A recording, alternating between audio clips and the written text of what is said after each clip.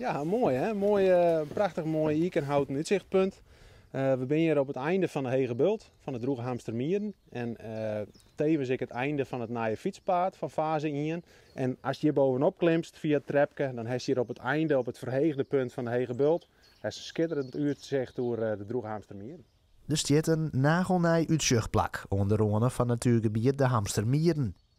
Fietsers, kuiers en vogeltjemeesken kunnen daar ten genieten van het wierde uitzicht. Het is ook een mooi plak omdat het eigenlijk op een rane leidt. Dus daarmee kerst eigenlijk vanuit die rane het gebied beleefbaar maken en de de kern van het gebied kerst rustig houden.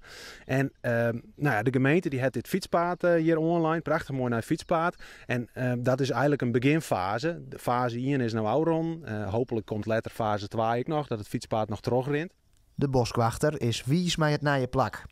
Maar enkele weken geleden werd een vogelzuchthut in de Twieselermieren nog zwier vernield. Is Staatsbosbeheer ik benauwd dat dat hier gebeurt. Kan er bijvoorbeeld extra gecontroleerd worden? Of mag je misschien een camera ophingen?